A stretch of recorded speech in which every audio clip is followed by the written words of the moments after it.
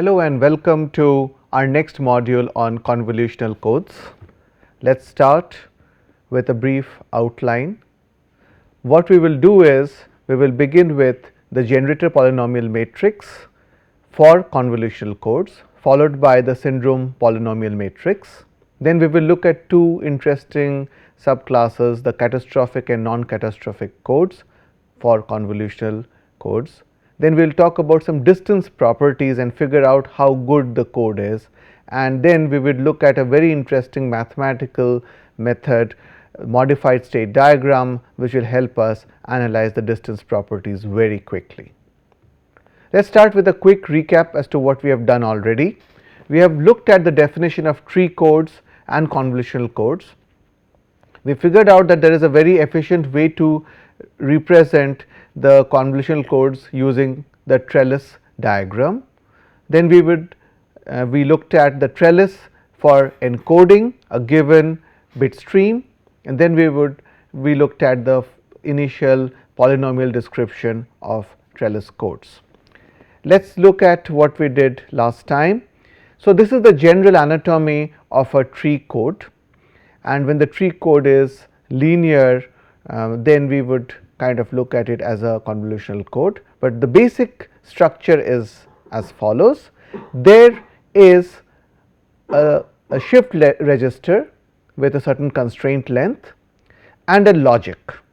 Together they comprise the core of the encoder.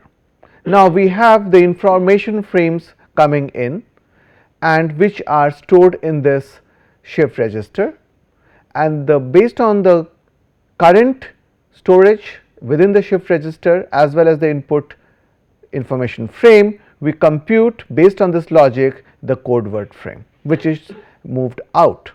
The code word frame size is larger than the information frame size. We looked at the constraint length of the shift register encoder, and we defined as the number of symbols it can store in its memory.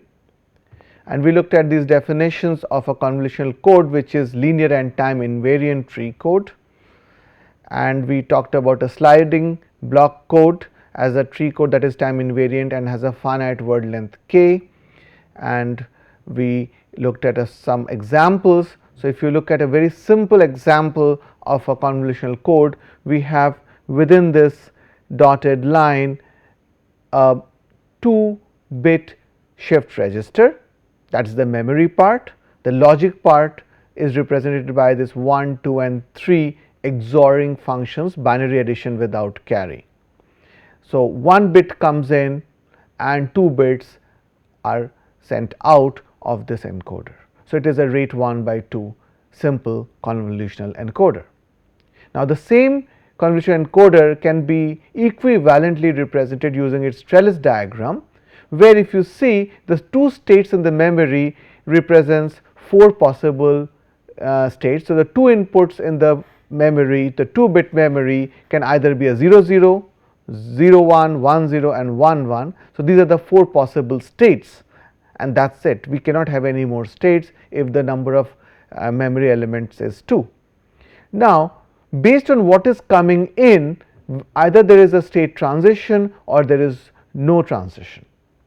So, we keep juggling between these 4 states. On the x axis is the time, wherein for every input bit that comes in, we either make a state transition or not, and then we wait for the next input and we do a computation, and whatever is the output, the 2-bit output is written on top of the arrows. So, this trellis diagram in its entirety represents the convolutional encoder. So, if you give me a trellis diagram, I will write the circuit for this convolutional encoder, and if you give me the circuit diagram, I will be able to generate the trellis diagram. Now, encoding was very easy. We saw in the last class that suppose we had to encode this input sequence 1 0 0 1 1 0 1, what we do is whenever an input is 1, we take the lower branch, whenever the input is 0, we take the upper branch. So, this input sequence is actually giving us directions as to how to move inside this trellis. because at every node we have to take a decision whether we go up or go down. So 1 0 0 1 1 0 1 is nothing but down, up, up, down, down, up, down. So that is the path in the trellis. So there is a 1-to-1 correspondence between the input sequence and a traversed path in the trellis. Now whatever is written on the branches is the output of the encoder at that time. So the encoded bit stream is very simply written out as just reading out what is written on top of the branches. So 1 1 0 1 1 1 1 1 1 0 1 0 0 0, that is my output right here. So it is very easy to encode it. It also brings home a very important point that decoding should tantamount to finding the most likely path in the trellis. So this is what we have actually encoded and sent out. Now we also looked at the generator polynomial matrix, which is just linking the inputs to the outputs through the delays. So how do we write the generator polynomial matrix using visual inspection? What we do is the elements of ith row and jth column is just the relationship between the ith input bit and the jth output bit. So if they are not connected, then it is 0. If they are connected directly, it is 1. If it is connected through delays, we count the number of delays and add accordingly. Now we have some definitions using the generator polynomial matrix. We talk about the word length is defined using the degree of the generator polynomial matrix as follows. Similarly, the block length of the code and the constraint length all can be defined in terms of the degree of Gij, and it is max over all the possible rows. Now we can use this generator polynomial matrix GPM to encode. How do we do that? It is pretty simple.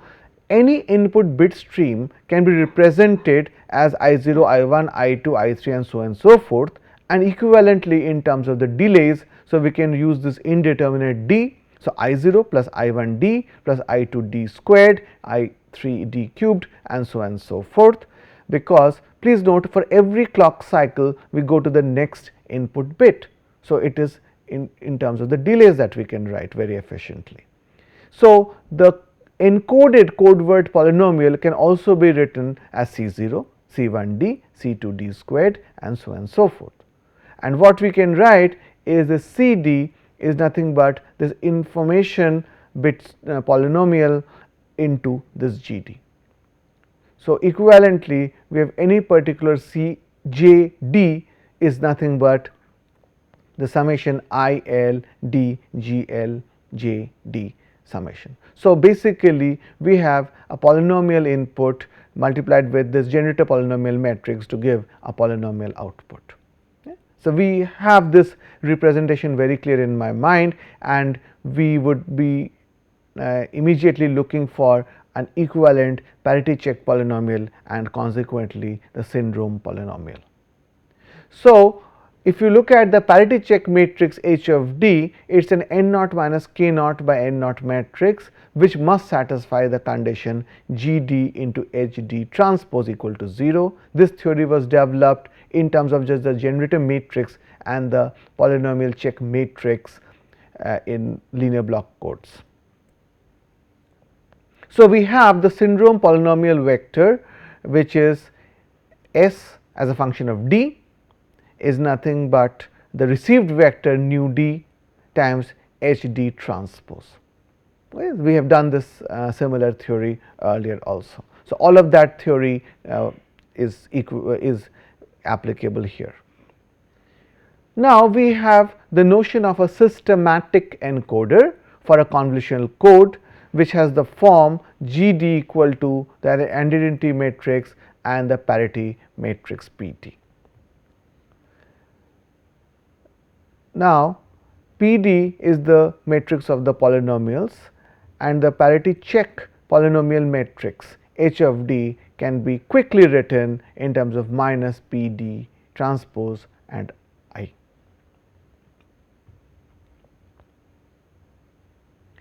So you can directly see from this construction that GD into HD transpose is equal to 0. That is by construction. Now, let us define two kinds of convolutional encoders, catastrophic and non-catastrophic. A convolutional code whose generator polynomials G1D, G2D and so on and so forth, which satisfies the GCD, the greatest common divisor G1D, G2D, so on and so forth up to Gn naught D equal to some d raised to power alpha or A, where some A, if this condition is met, then we say that it is a non-catastrophic convolutional code. Otherwise, we say it is a catastrophic code. So, without loss of generality, this A can be taken to be 0, leading to d raised by A equal to 1. So, we have the equivalent definition of GCD of G1D, G2D up to Gn naught D equal to 1.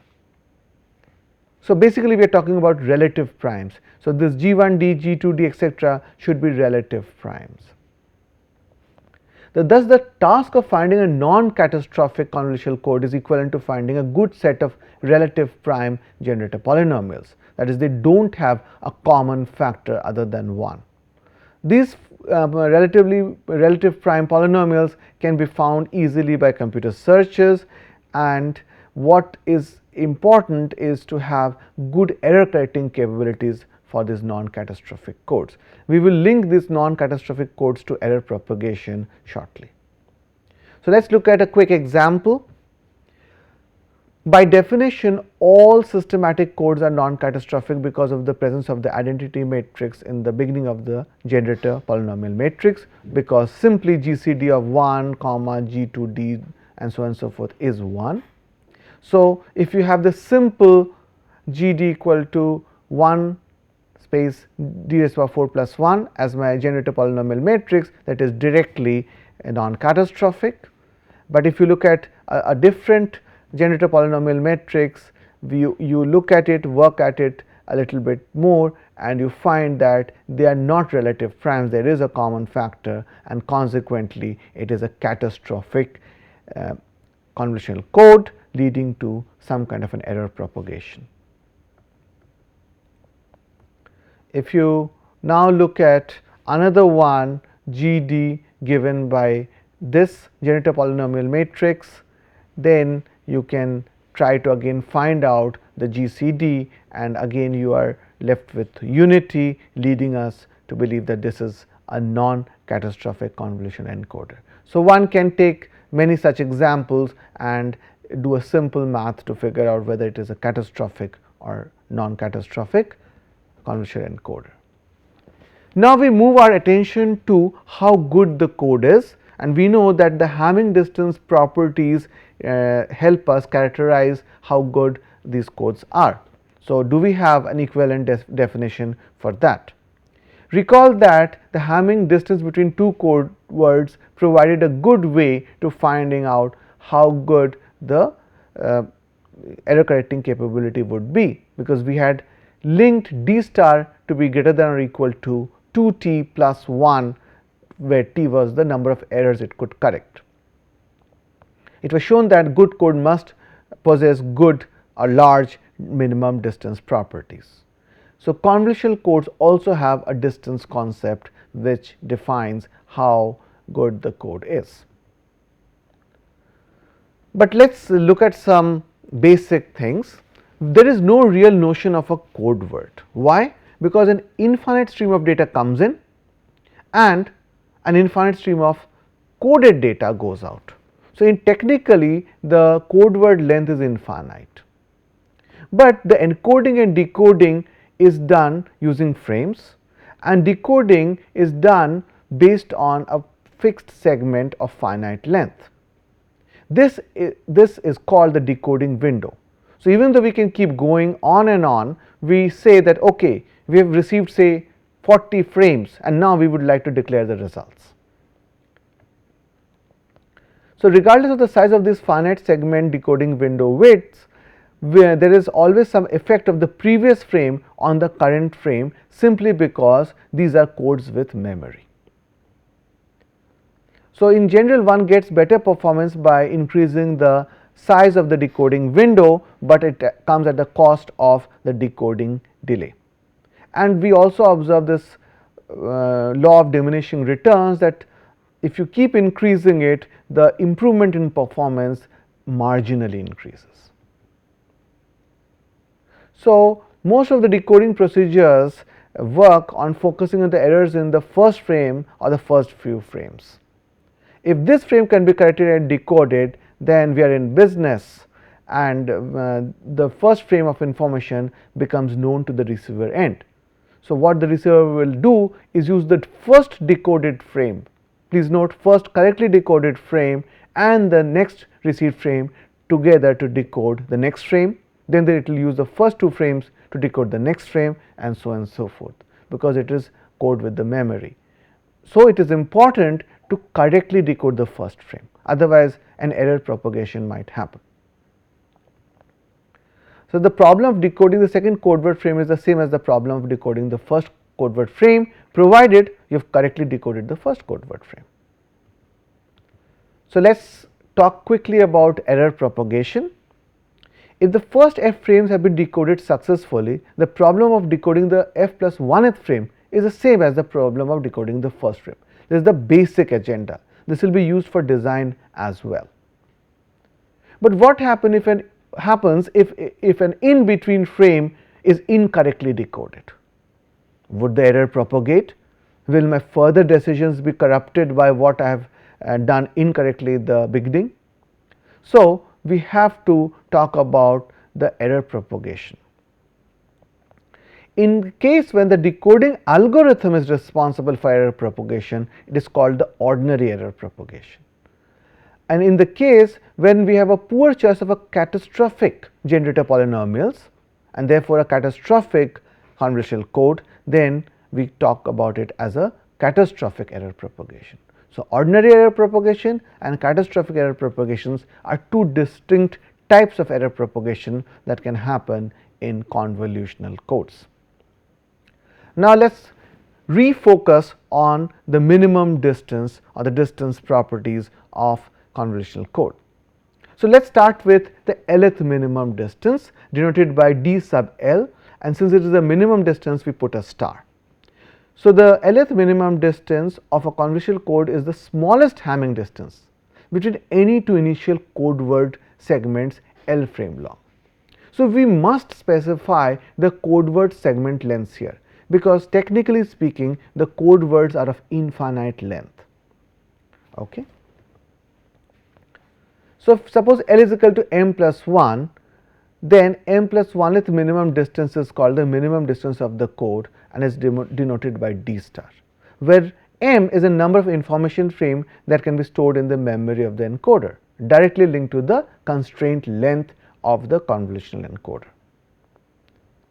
In literature, the minimum distance is sometimes denoted by d min. So, d star and d min both find applicability in literature. Now, we start with this basic observation that convolutional codes are linear. So, all 0 code word must be a valid code word, sum of any two code words. Now, code word means segments of the code words, sum of any two code words must be another code word. So, the lth minimum distance is equal to the weight of the smallest weight code word segment L frames long, because minimum distance translates to minimum weight. And if you do have that, then d L star. So, for those L frame long segment, we have greater than or equal to 2t plus 1 as a constraint to correct t errors in those L frames. So, code word segment of L frames is what we are talking about. So, t again denotes the number of errors it can correct. Let us look at a very quick example. We have seen this trellis diagram before, so we revisit it. There are 4 states in this trellis.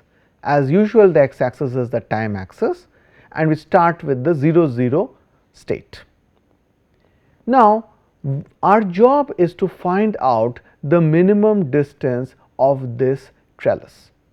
Well, it is the same as finding the minimum distance of the convolutional code of which this Trellis diagram is written.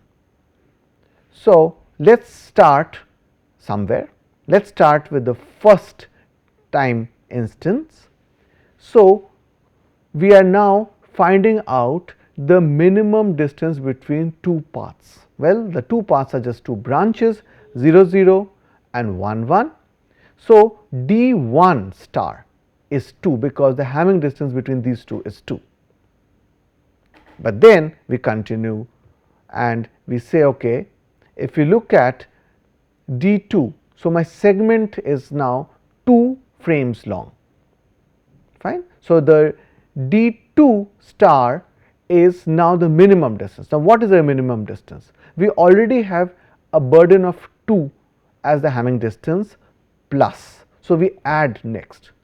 So, what if we take this all 0 path versus 0 0 and 1 1. So, the distance between this is really not starting here. So, this and this does not constitute candidates. We have to have a path which starts here, diverges, and we calculate the distance. So, this first one 0 0 and 0 0 is the candidate all 0 path.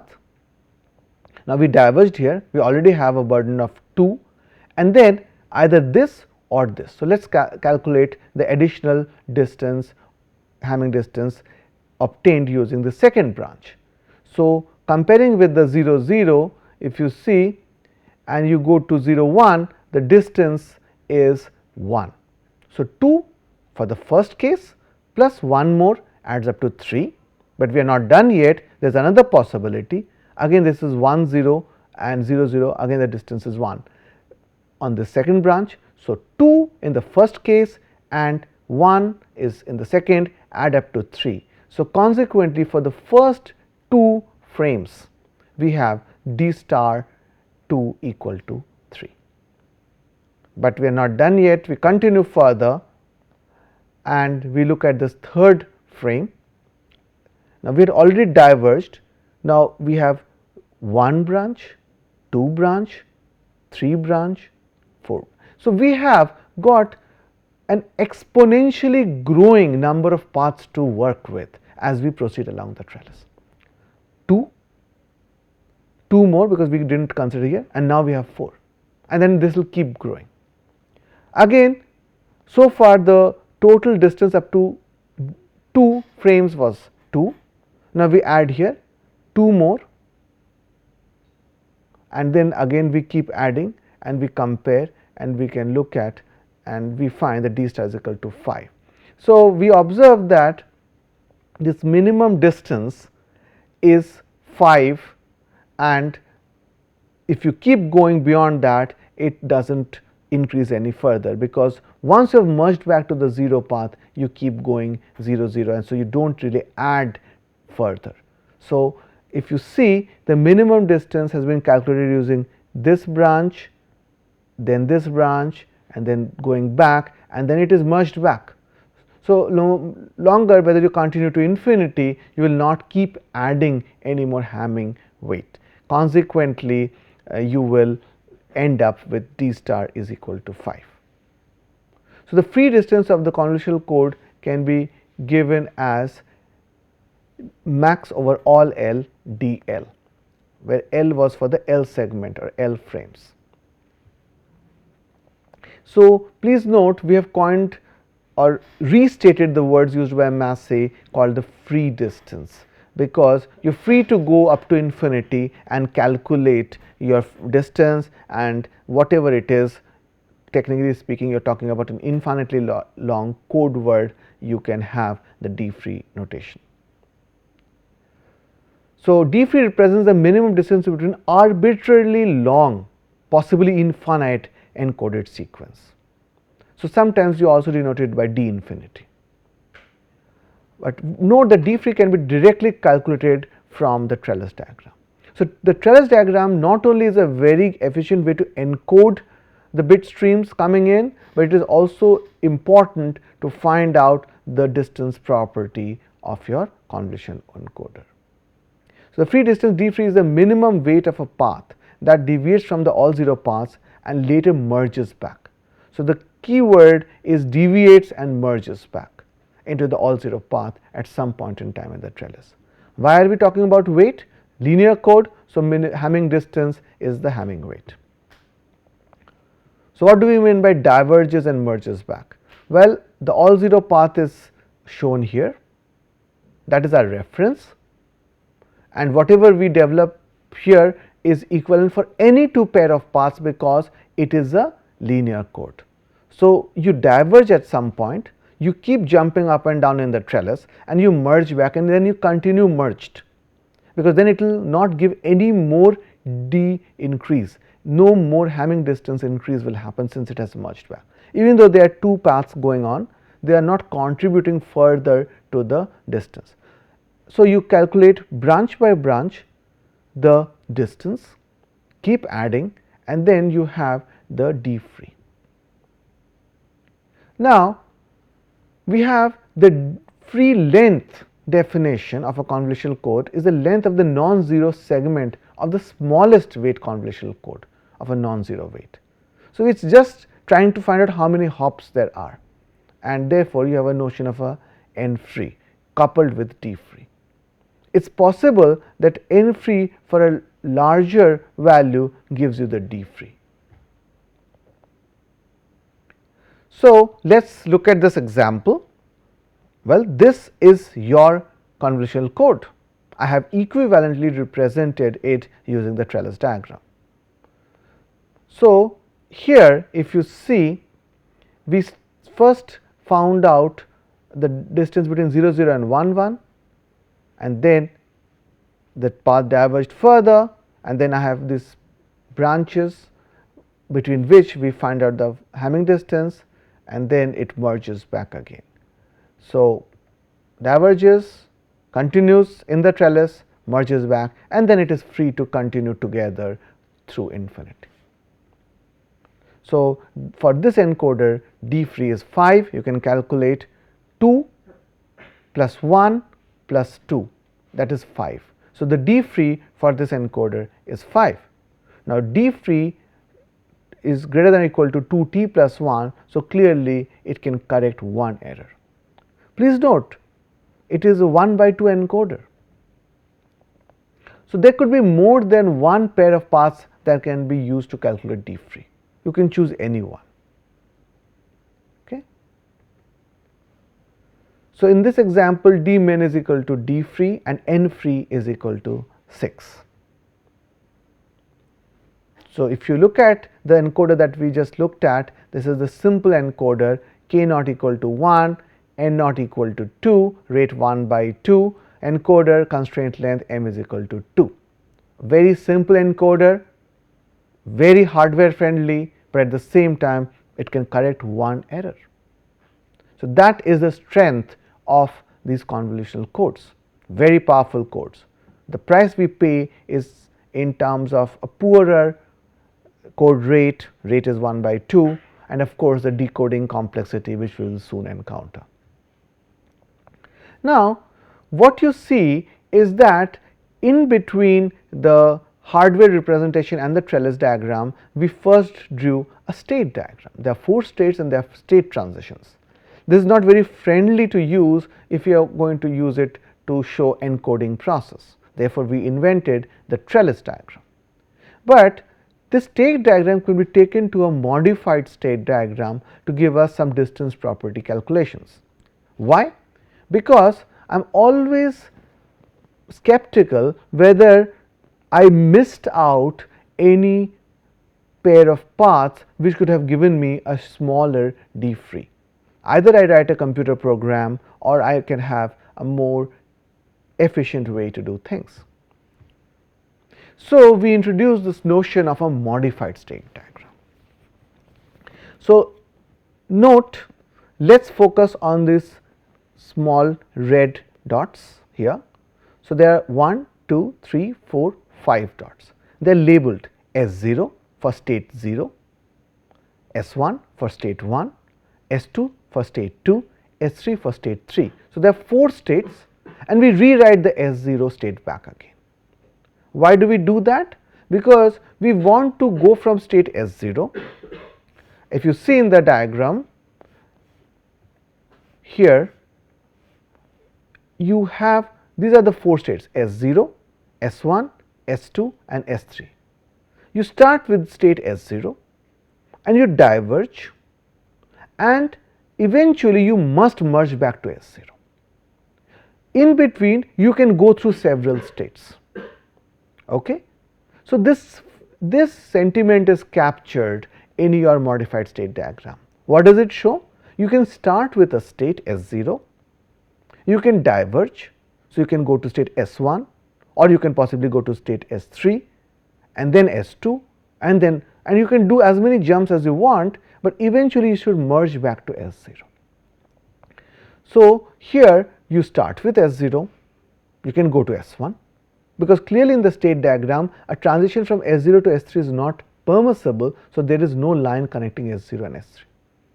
Now, once you are at S1, you can either go to S2 or S3. So, these are directed graphs. So, you have to have an arrow here. So, I should have an arrow here and an arrow here. Now, if at S3, either you can remain in your own state S3 or you can go from S3 to S2. From S2, either I can go to S0 or you can go back to S1. So, this modified state diagram captures all the possible transitions in the trellis diagram. Now, what are these weights written here D1, D2? So, when you go from S0 to S1, you gather a Hamming distance of 2. It is written as an exponent of d, d is that indeterminate. So, this 2 represents the exponent. Where is it coming from? Well, if you go from state S0 to S1, S0 to S1, the Hamming distance that it picks up is 2. Now, if you go from S1 to S2, the Hamming distance it picks up is 1. So, the branch that shows a transition from S1 to S2, that should be labeled d raised to power 1. So, if you go from S1 to S2, it is labeled with d raised to power 1. Why is it the exponent? Because when we look at the gain from S0 to this S0, which is Td, it will multiply, the gains will multiply, so the exponents will add. So, your Hamming distance keeps adding. So, suppose I represent, I go from S0 to S1 to S2 to S0.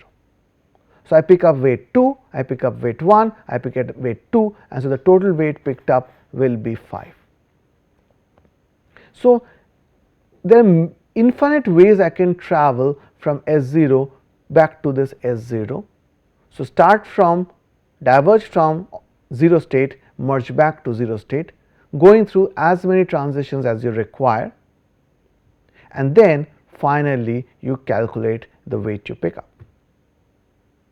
So, the branches of the modified state diagram are labeled by the branch gain di, as I mentioned, and the self loop gain S0 has been neglected, does not contribute to the distance property.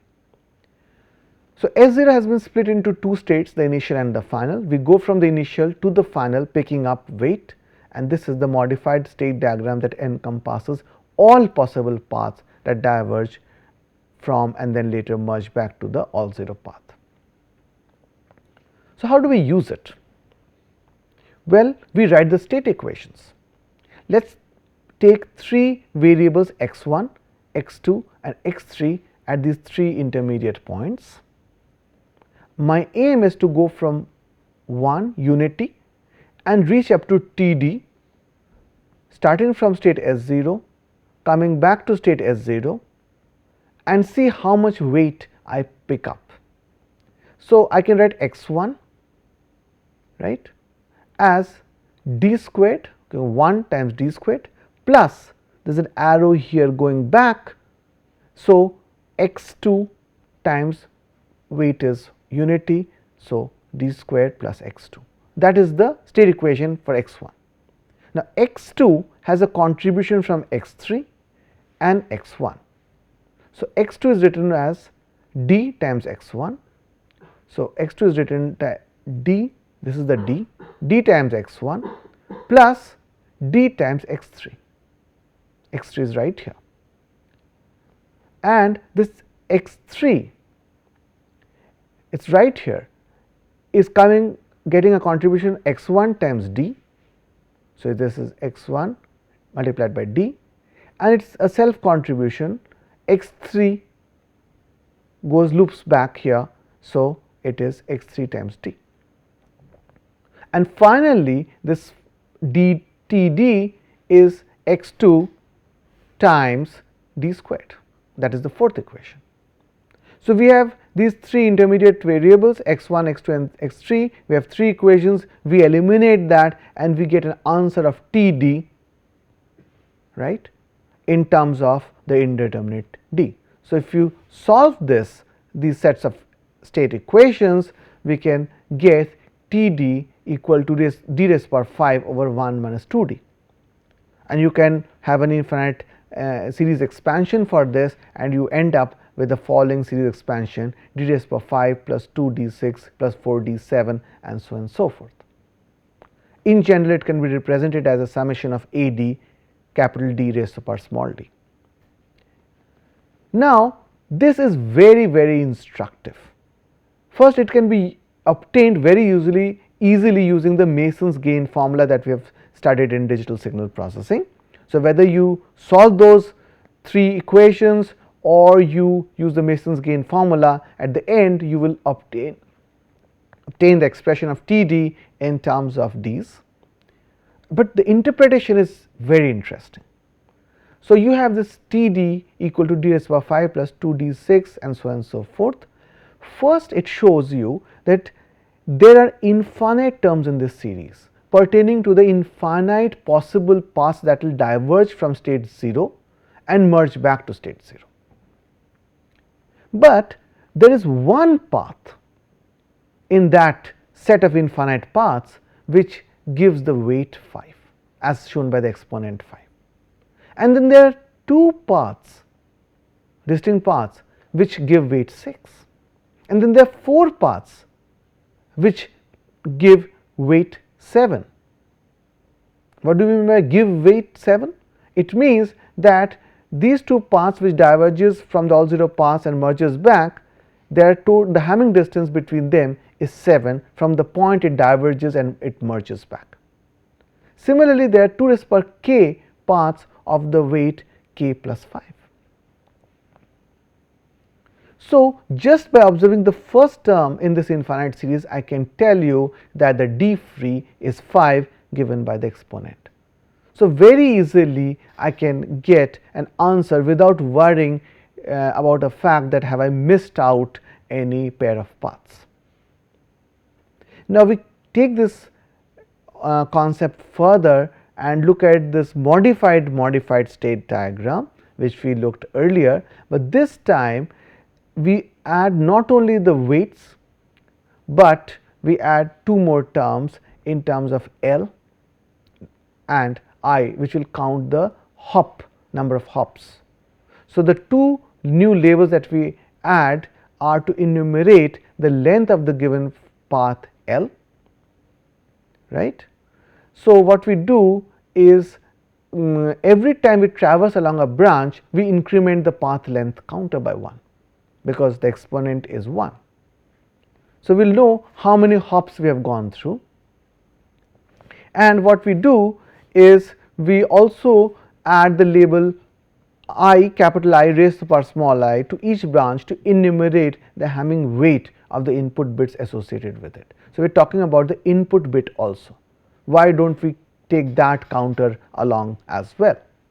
So, if you introduce these two new variables, then you have modified set of state equations given as follows, very similar to what we did last time. And so, this augmented generating function Td is now given by d squared L x2 as the final fourth equation. We now solve these sets of equations using these dummy variables x1, x2 and x3. We eliminate them and we now have an expression of this augmented generated function Td Li. So, this is a function of d L and I. The D will tell you the Hamming weight, L will tell you the branch length, and I will talk about the input of the input weight. So, now we have another infinite series as expected. So, if you look at the first term, which tells us the minimum weight pertaining to the D free, the first exponent tells us that the minimum distance D free is indeed 5, but it also tells us there were 3 hops. Okay. So, we went through 3 hops, the path length is 3. If you ask me how many hops does the path have which contributes to the weight D equal to 6, we will say that it has got 4. So, there are two such paths. One path has 5 hops and one path has 4 hops. Earlier this has come out as 2 d raised power 6, 2 times d raised power 6 pertaining to 2 distinct paths. Now, we now know that these 2 paths are of different lengths. One went through 5 hops, the other one went through only 4 hops. Similarly, you have other expressions. So, these are the conclusions we drew. The path with the minimum Hamming distance of 5 has length equal to 3, and the input sequence corresponding to this path has weight equal to 1 as given by the exponent I, and then there are 2 paths with Hamming distance equal to 6 from the all 0 paths of lengths 4 and 5 respectively, but both of these have input sequence of weight equal to 2. So, now we come to the summary of today's lecture. We have covered some very important points. We started with the generator polynomial matrix and we moved on to the syndrome polynomial matrix, and we learned how to get the code word polynomial vector and the syndrome polynomial vector or matrix, whichever way you want to define. Then we talked about both catastrophic and non-catastrophic codes, and our aim is to design good non-catastrophic codes that do not have this catastrophic error propagation. We then went on to define the free distance of the code and the D free and how it is linked to the error correcting capability of convolutional codes. Finally, we looked at the modified state diagram, which quickly, efficiently and elegantly gives us the D free, and it not only gives you the D free, but the number of hops as well. With that, we come to the end of today's lecture.